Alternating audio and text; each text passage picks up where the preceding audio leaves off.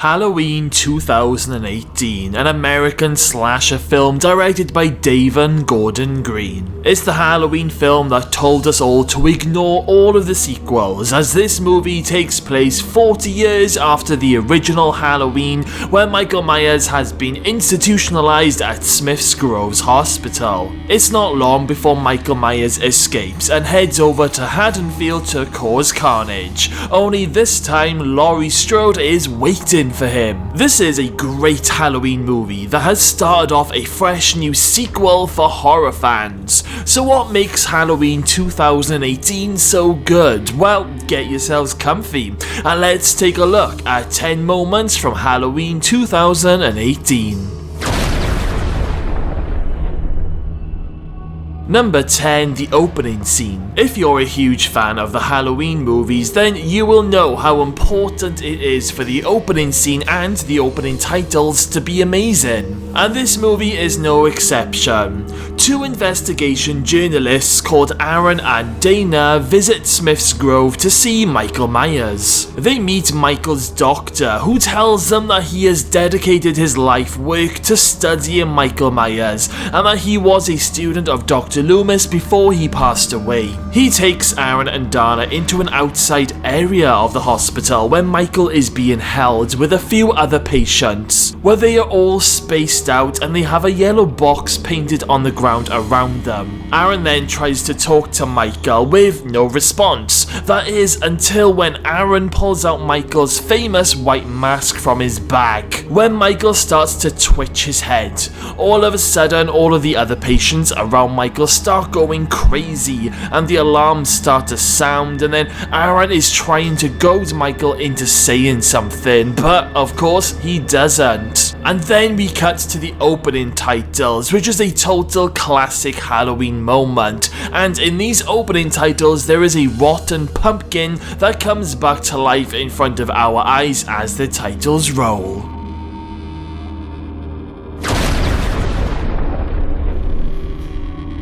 Number 9, Michael escapes. As soon as we found out in the movie that Michael is due to be transferred to another facility, it was inevitable that Michael was going to escape. Michael is transferred on a bus with a few other patients, and in the dead of night, a young boy and his dad are driving down the road, only to find the bus has crashed. The father goes out to investigate, but when he doesn't come back, the young boy grabs his father's gun and goes looking for him. Even though this is actually quite a creepy scene, it's actually filmed in quite a beautiful way.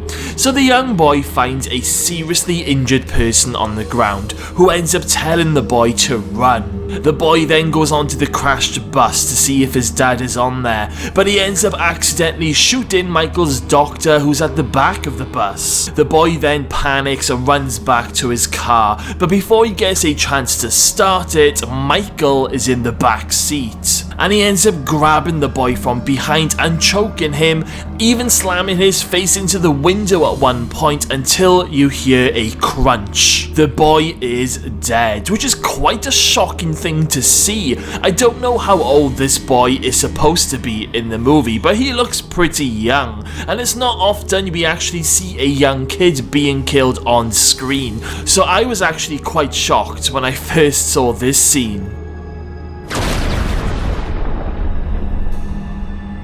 Number 8, the restroom attack. Of course, the first thing that Michael is going to want back after escaping is his mask. And of course, Aaron and Dana have the mask, so while they are at a service station, Dana goes into the restroom to spend a penny, and while she's in her cubicle, Michael walks in. He walks all the way up to her cubicle, puts his hand over the top and drops a load of human teeth by Dana's feet. Dana understandably freaks out, and as Michael bursts into the cubicle, she climbs underneath and into the cubicles further up. Aaron then comes into the restroom where he sees Michael, and Aaron foolishly seems to think that he'll be able to beat Michael in a fight, but of course, Michael just ends up grabbing Aaron and starts throwing him around like a rag doll. slamming his head over and over again into a wall. He then starts to slam his head into the cubicle door that Dana is hiding in. Eventually, Michael breaks down the door, grabs Dana by the throat and chokes her to death. Michael then makes his way to the car, where he opens up the boot, takes out his mask and puts it back on. It's a great moment in the movie when Michael sticks his mask back on, and now that Michael has his mask back, the next stop is Haddonfield.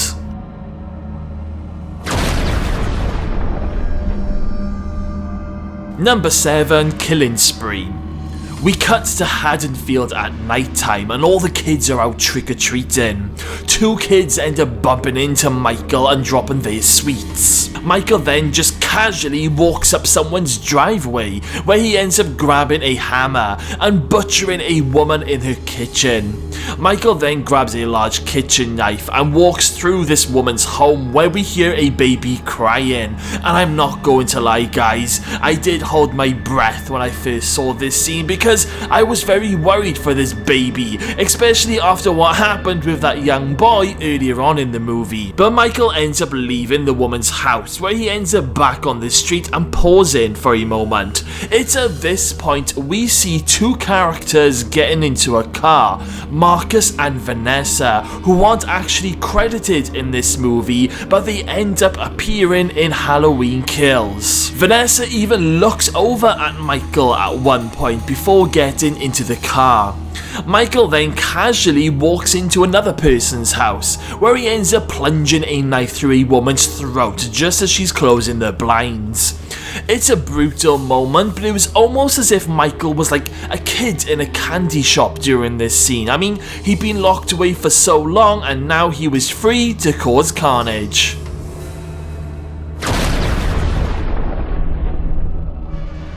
Number 6, The Babysitter Attack. It wouldn't be a Halloween movie without at least one babysitter being attacked and butchered. So Vicky is babysitting a little boy called Julian, and when she takes him to bed, he ends up coming downstairs later on in the movie telling her that there's a scary man in his bedroom. Vicky goes to take a look, but nothing is there. So Julian jumps back into bed and he asks Vicky if she can close the closet door. When she does this, the door won't actually close because something behind it is stopping it. So when she opens the door to see what it is, who should be standing there but Michael Myers, who launches a vicious attack on Vicky. Julian makes a run for help, thinking that Vicky is behind him, but she ends up falling in the hallway and Michael drags her back in and finishes what he started.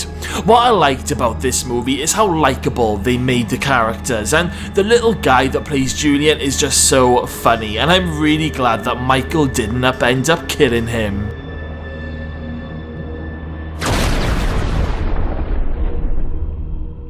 Number 5, The Shape hunts Alison.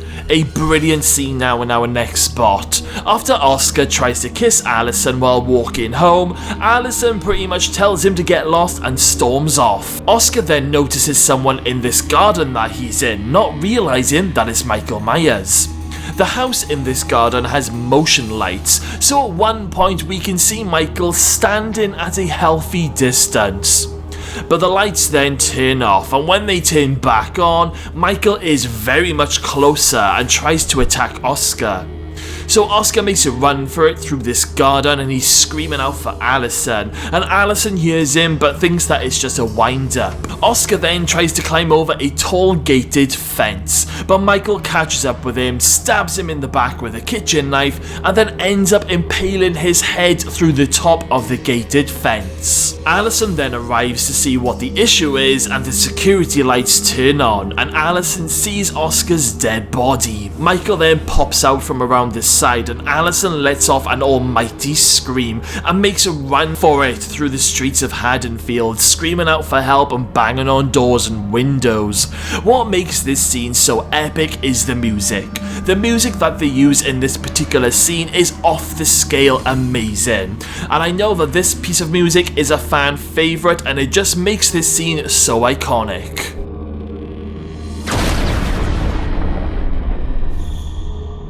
Number 4, the crazy doctor. Okay, so the doctor that we saw at the start of the movie, the one who's dedicated his life to studying Michael Myers, turns out to be one crazy motherfucker. When Officer Hawkins and the doctor pick up a distressed Allison in the car, they discover Michael Myers walking the streets, and Officer Hawkins doesn't mess around and runs him down. Michael's doctor then jumps out to the car and checks on him, but he ends up pulling out a weapon and ends up stabbing Officer Hawkins in the side of the throat while Allison watches from the back of the police car. The crazy doctor then runs his hands over Michael's white face like he's in love with him or something. When Allison looks out the window, she sees the crazy doctor wearing Michael's mask, which is really creepy and unnerving. You're literally thinking to yourself, what the hell is going on? It turns out that this obsession with Michael Myers has pretty much turned this doctor into a complete nut job.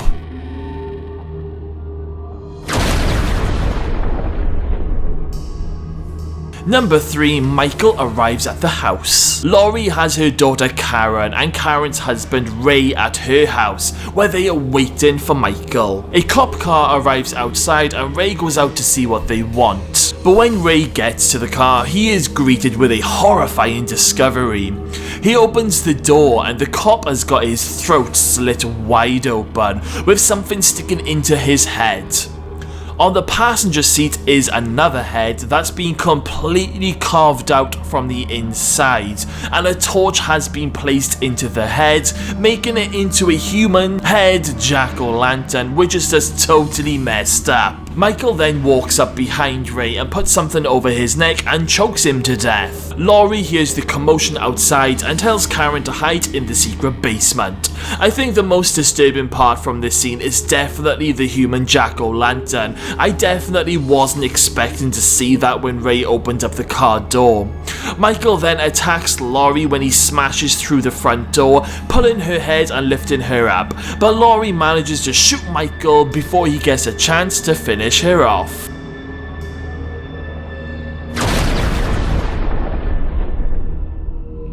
Number 2, Laurie hunts Michael. With Karen hiding in the secret basement and Michael now loose in the house, Laurie has her gun and she goes hunting for Michael. She goes into every room to see if he's there, and when she's satisfied that he isn't in a room, she locks it down. She then goes upstairs and into a dark room that's filled with mannequins. She discovers Ray's body and things get really intense because we know Michael is somewhere in this room, the room that's filled with mannequins. It's just a matter of time before he pops out. And they really keep us waiting during this scene. Eventually Michael does pop out and attacks Laurie. There's a bit of a struggle, but Michael ends up stabbing her and throwing her out through a window. Michael then goes onto the balcony and looks down at Laurie, and it's such a great callback to the scene when Michael was shot off the balcony at the end of the original Halloween movie, because when Michael looks away and then looks back, Laurie has disappeared. Before we get to number 1, please don't forget to hit that subscribe button. We currently upload new videos every week and we are really looking to grow this channel, so make sure to hit that notification bell as well. Number 1, the fiery ending. Michael falls into Laurie's trap in this final showdown. Karen pretends that she is pretty much shitting herself as Michael makes his way to the secret basement. But when he manages to find it and open the door, Karen's terror turns into confidence and she shoots Michael. Laurie then stabs him and Michael ends up falling down the stairs into the basement.